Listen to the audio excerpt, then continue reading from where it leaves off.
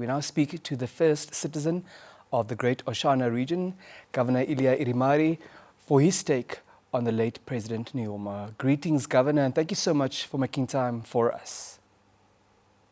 Thank you very much for having me on this interview. Governor, it's a very difficult time for Namibia. It's barely a year since Sunday, 4 February 2024, when we find ourselves in this space once again. What do you make of what the country is going through right now? Yes, thank you very much again. It's very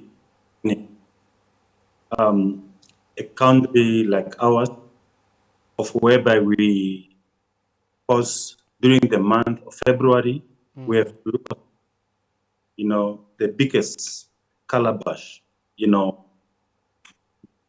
calabash of our liberation struggle, calabashes which have, are pioneers, independence of our country, the calabashes which have maintained peace and studies, and also the calabash that, enforce good governance, and them we are going to, and that, it's a great loss to the nation.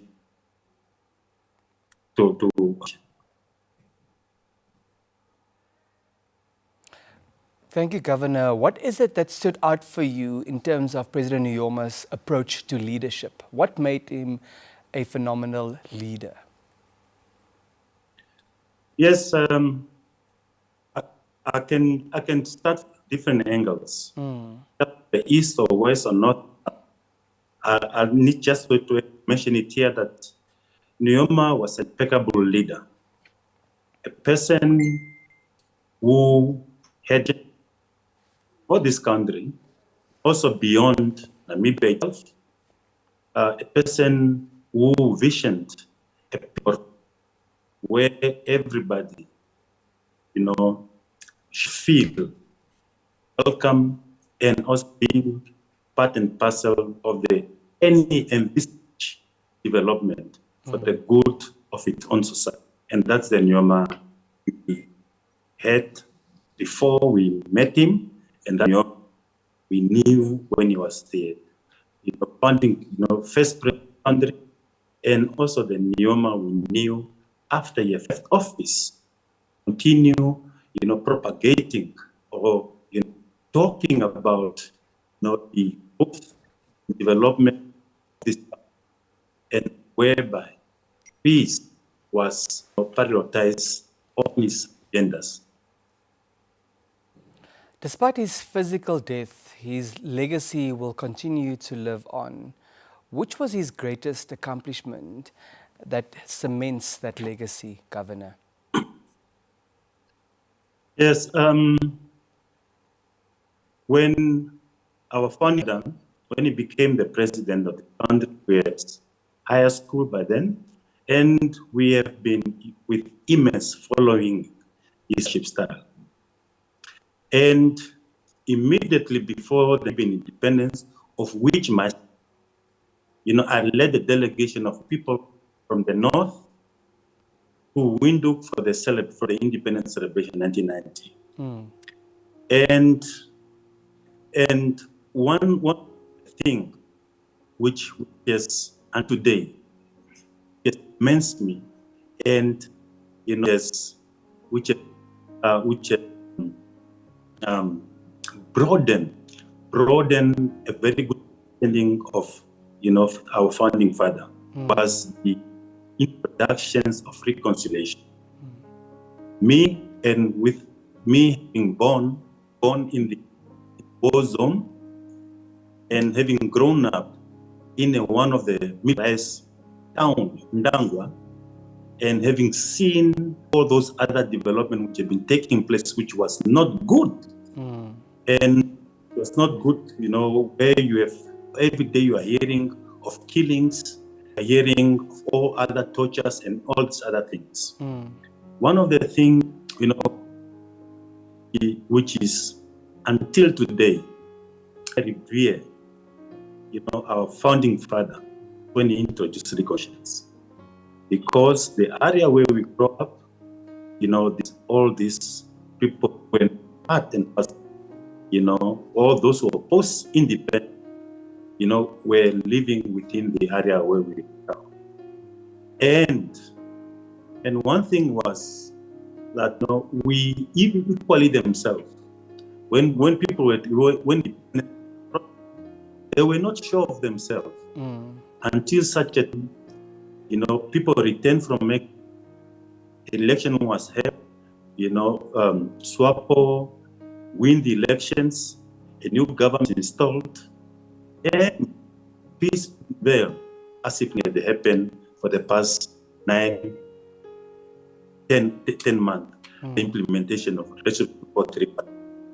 And, it's that one aspect I let it view, because we're also sure, because having seen that military strength the South African had, and equally, the deployment of weapons around, it really not as a team, but with the leadership of our, we went through, and that's why we're here till today. That's one of the things our leaders need to comment. And think, when he established the government, he, especially in the area where I currently am, the immense is that our founding father has instituted a very strong enforcement, and I need to mention it. The first thing he did, was throughout the entire region, in the area where people never ever thought that one will have, tapping water, running water, tap waters, all these as in villages. And also the good thing was, putting up water to the grazing area where we have most of our cattle. That project was carried out, and in such a way, it really saved, our cattle were dying as a result of drought, so on. So, that's one, I need to mention from this region. Now, Governor, the journey of leadership is often marred with multiple challenges. Which are the challenges that characterized President Nyoma's presidency, and more importantly, how did he overcome those? Well, to mention it, yes, with any society, there shall always be some challenges. But, one of the challenges is the founding father, under his leadership, of whereby he has overcome them. And also knowing, or to any challenge that you have overcome it, it's a process which always evolves. At least need to very mention it. One, what he has accomplished was integrations and the unity of these nations. That was a challenge. Given the fragmentations of our communities and of our societies at all different levels or stratas, the founding father has managed to overcome that hurdle, whereby he has to unite these people, different communities, into one forceful Namibian nation. And it's been evidently being experienced today that it was through his unity. And as I've mentioned at the beginning, I said, yes, through the policy of reconciliation, we have clearly bonded as we as a Namibian nation. And this is one of the challenges, he has to face in setting up, a national government for all Namibian people. This one, I term it, one of the most difficult things, because it deals with the people's mindset, and also knowing and understanding the past before independence. People have a diverse of ideas, and also understanding, and also hatred within themselves, and so on. But with Nyoma, we happen, to overcome one of these challenges. And that's why, I termed him, him being a transformational leader, person who has transformed our society in all aspects, socially, politically, and also in all aspects, even traditionally. Our founding father has played that role in seeing that, we overcome that one and the rest shall always follow. Once we have a stable nation, who live in tranquil, definitely, all the things society wants will definitely, come through. And that's, the one aspect I really need to really mention it there. Thank you, Governor. Many are of the view that had not been for President Nyoma's emphasis on national reconciliation, this country would have... Can I just raise up your voice? Many are of the view, Governor, that had it not been for President Nyoma's emphasis on national reconciliation, this country would have found itself along a completely different trajectory. Do you concur with that stance? Definitely we need to mention it. It's always through a leader. When a leader is visionary, a leader who foresee problems, a leader always has to give a direction. And that was Nyoma who gave direction. Said, the only thing, if we really want to go and build the Namibia we are dreaming of, the Namibia we fight for, the only thing we need to do is to bring all this warring party together so that we build a powerful nation. If it was not through national reconciliation, of which I really have to mention it, that our founding father, he prioritized forgiveness, despite all the happening. And through that, and through forgiveness, he, in such a way, it has, built and strengthened what we call our justice system today.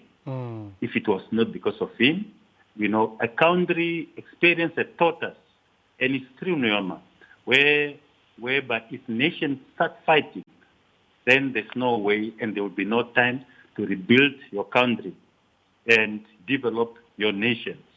It's through Nyoma, through that forgiveness, he has appealed to every Namibian to forget and discard anything done during the past for a beautiful and a well-developed Namibia. It was through Nyoma why we are, until today, enjoying all this peace and tranquilities we have in this country. If it was not because of him, if he was other leader, like what happens in other nations as history has told us, definitely, even by now, they've been trying, to put pieces together. But with Nyoma, immediately when he returned, that was a voice he'd been sharing around, and it has become public talk all around that we need to forget, and we all need to forge one another, irrespective of who you are, irrespective of what you have done, and so on, so that we can build our country. And that's where we are today, as a formidable, small nation in the eyes of the world, through Nyoma's legacy. Thank you, Governor. Which are the lessons that present-day leaders, such as yourself, can draw from his leadership and apply even in the Namibia of today? Yes. Thank you very much for this question again. In fact, one of the lessons we need to learn from the great men, like our founding father, is self-discipline, respect for yourself, respect for your society, and also being honest. These are some of the things we have picked up from a great leader like Nyoma, whereby he emphasized forgiveness, as I always have to repeat it, and also his support to his nations, to his communities. This is one thing we need to being philanthropic, be able to give that little you have and share with the downtrodden of our society. Nyoma has done so. And, evidently are there of what he has been, has done. And also, a very, being a communicator, you cannot be a leader without communicating. We have learned it from Nyoma, whereby you smile. I still have a picture of whereby you're smiling. The first day you have arrived in Namibia, first or second day, but greeting the Administrator General of South Africa by then, Louis Pinard, and he was laughing, as if they knew each other. But it's people who have been sitting on a different table, and in such a way, we ought to learn one of the good lessons that, Lord, you had differences with one another, be able to bring him closer. And that's the only way, your journey can continue further. And that's, one of the things we really need to learn from Nyoma. And that is emphasized on, the power of education. It's also one aspect we really need to understand it. At his age, he went to enroll for a study, studying geology at the University of Namibia, and he has, accomplished it. So, this is also one of the good lessons we really need to learn, that, yes, education does not look, or knowledge acquisition does not look at how old you are, as long as you want to make, that meaningful impact, and also aspire those behind you and those who are looking at you, and those who no longer have hope that, I can overcome these things. That's one thing we have to learn from a great man like Nyoma, who managed such a very protracted war of independence, and then came to build a Namibia where everyone will feel at home. A Namibia which has developed in terms of infrastructure. As I've just mentioned, I remember before independence, Shakati Hospital, for example, Shakati State Hospital, was such a very tiny institution. It was through the founding fathers. He said, no, we really need to have modern facilities, and we have them today. You look at the University of Namibia, none of us has ever thought that, institutions like, Jose Eduardo Engineering Campus, such an engineering campus will be one day in the northern part of Namibia. And look at the result, that university, that, satellite of Yunnan is doing and producing, our engineers and, our civil engineers and all technological related, students. These are some of the things we need to learn from Nyoma, that if you are not as leader, not prioritizing education, where will your country be able to go? How will your country be able to compete with the other nations of the world? So these are some of the good things. And also one aspect we need to learn from Nyoma, that, a society cannot discard, throw away its inheritances. I'm referring to traditional authorities. Before independence, traditional authorities, they were not sure whether are they going to play a role in terms of running their affairs. And after independence, Nyoma, our founding father, of course, did lift them up and throw them into the mainstream of the overall running of their different communities, and also ensuring that, they manage the land. And that's why we ended up having the National Traditional Authority Council of Namibia. These are through Nyoma. He did such a good thing. And that's why there's unity until today among all our traditional authorities, irrespective of whom, and some of them before independence, they've never put an eye to an eye, on one another. But, all these things, have been done, as a result of our founding father. His understanding that, yes, a nation without culture is like, a journey which is not planned at all. So these are some of the things we really need to really applaud and appreciate that great man this country has, ever given to. Governor, we appreciate you. Do you have any final thoughts for the people of Oshana as well as the rest of Namibia before we let you go? Yes. My final words to everyone listening to this one and to any Namibian around is we need to prioritize forgiveness. even now, whatever could happen. And we really need to embrace one another as one people, irrespective of where you are coming from and so on. So, and also as to instill that culture of discipline, our founding father has always been emphasizing that a nation, if you are not a discipline, then you have nowhere to go at all. And such a nation will be, will be able not to achieve all its developmental needs and all its social progressions. So it was our Nyoma who really emphasized on that unity, not only unity within us Namibians, but also unity within the entire Southern Africa, the entire Africa, and the entire global world. Nyoma has been preaching and strongly, emphasizing on that aspect. That's where only through tranquility, that's where any development will be able to flourish, and every nation and every person within the Namibian house will be able, to benefit directly or indirectly, as a result of our own sweat. So that's my only word to all Namibians. And during this moment of grief, let us remain patient and wait for any other official announcement which will be coming from the central government with regard to any preparations, given the time we are in right now. Dango nene tate governor. Dango nene nganda pandora. Ewa. Thank you very much.